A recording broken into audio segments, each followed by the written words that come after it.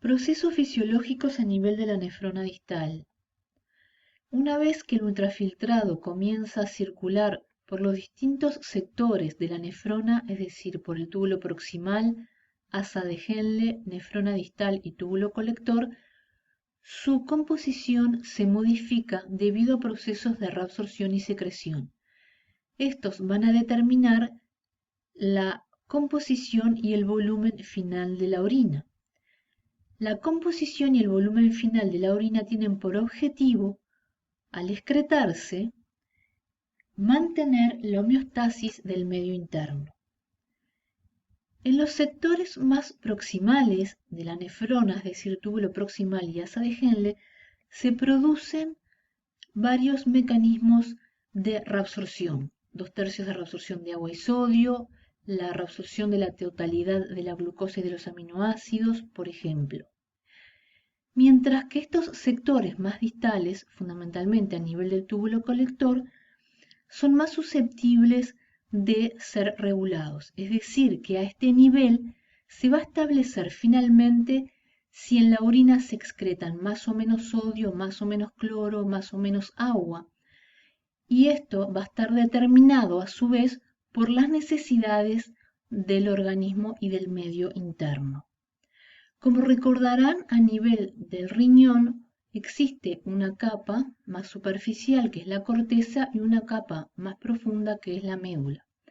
A nivel de la médula existe un gradiente osmótico medular que va desde los 300 a los 1200 miliosmoles por kilogramo de agua. Las nefronas pueden subdividirse en nefronas corticales o de asa corta y que llegan hasta la médula externa y nefronas yuxtamedulares o de asa larga que llegan hasta la médula interna. Aquí, por ejemplo, tienen una nefrona de asa corta donde pueden observar el túbulo proximal que llega hasta el límite, ¿verdad?, entre la corteza y la médula, luego un segmento descendente fino que llega hasta la médula externa, que da paso al segmento ascendente grueso que desemboca en el distal y este a su vez en el colector. La nefrona de asa larga, que posee su corpúsculo, el túbulo proximal, luego posee un segmento descendente fino que es mucho más largo que en el caso de la asa corta, que llega hasta la médula interna y a diferencia de la nefrona de asa corta, presenta un segmento fino ascendente, ¿verdad? Que a nivel del límite entre la médula externa y la interna da paso al segmento grueso ascendente de la asa de Henle que luego sigue por el distal y el colector. Esto va a presentar implicancias funcionales.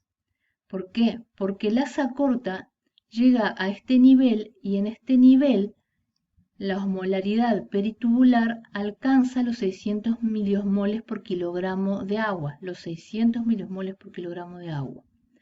Mientras que la nefrona de asa larga, a nivel de la horquilla, si uno determina, ¿verdad?, o ve qué es lo que a este nivel, como es la osmolaridad peritubular, es de 1200 miliosmoles por kilogramo de agua. Reabsorción de agua. Ustedes saben de que por día filtran 180 litros de agua, de los cuales solamente se excretan 1 a 2 litros por día. Por lo tanto, se reabsorbieron 178-179 litros por día. La mayor parte se reabsorbió. ¿Por qué les parece a ustedes que filtran tantos litros de agua por día si solamente se excretan 1 a 2 litros? La reabsorción de agua ocurre en un 67% en el túbulo proximal, un 15% en el asa de Henle y un máximo de un 17% en el colector. En el colector, la cantidad de agua que se reabsorba va a depender de las necesidades del organismo, porque ya habíamos dicho que en este sector existía un proceso de regulación según las necesidades del medio interno. Estos segmentos de la nefrona, cápsula de Bowman o barrera de ultrafiltración en realidad, túbulo proximal y segmento fino descendente de la asa de Henle son permeables al agua. El túbulo colector solo es permeable en presencia de la hormona antidiurética o cuando los niveles plasmáticos de hormona antidiurética son elevados o detectables, mientras que el segmento ascendente del asa de Henle y la nefrona distal son impermeables al agua. Reabsorción de agua. En el asa de Henle, el fluido que entra siempre es, en condiciones normales, isotónico, y el que sale siempre es hipotónico y reducido en volumen.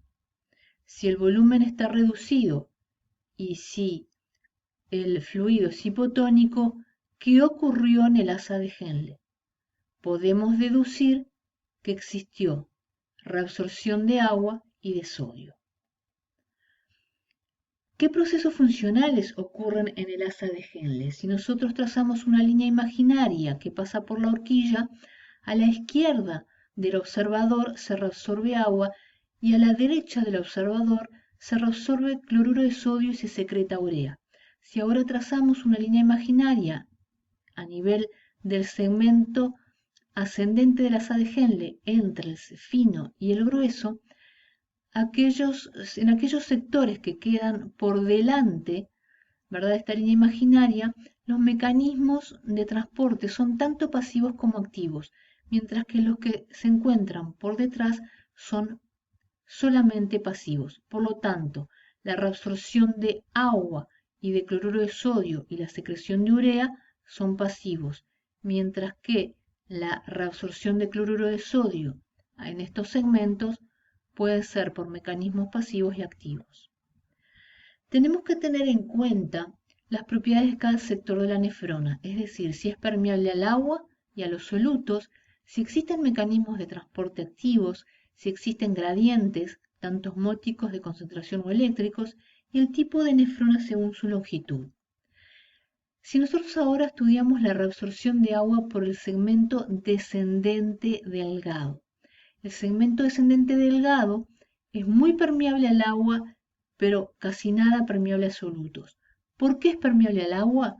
Porque expresa de manera constitutiva una alta densidad de canales de acuaporina 1, tanto en la membrana apical como vasolateral. Además, no existen mecanismos de transporte activos en este segmento. Por lo tanto, si llega un fluido isotónico al segmento descendente delgado, a medida que este fluido va descendiendo, ¿verdad? Va descendiendo por este segmento fino, que es permeable al agua, y se encuentra con que existe un gradiente osmótico medular, el agua, ¿qué va a hacer? El agua siempre se mueve en presencia de gradientes osmóticos, y por lo tanto, lo que va a hacer el agua, ¿qué es? Va a tender a salir, y al salir entonces se reabsorbe agua. ¿Qué sucede con la osmolalidad del líquido tubular? Si el agua sale, pero los solutos ni salen ni entran, esta osmolalidad va a aumentar y se va a equilibrar con la osmolalidad del fluido peritubular. Entonces, se va a reabsorber agua en este segmento descendente, ¿verdad? Pero en la nefrona de asa corta, el fluido tubular va a llegar hasta este nivel, que es a nivel de la médula externa, y entonces va a alcanzar los 600 miliosmoles por kilogramo de agua, mientras que en la horquilla de las nefronas de asa larga va a llegar hasta 1200. Si bien la osmolalidad del fluido es igual a la osmolalidad peritubular, la composición es diferente. Y entonces, por ejemplo, en el fluido tubular, ¿sí? En esta nefrona de asa larga, la osmolalidad está dada fundamentalmente por una gran concentración o una gran cantidad de cloruro de sodio, mientras que en el líquido peritubular la cantidad de sodio y de urea es prácticamente la misma.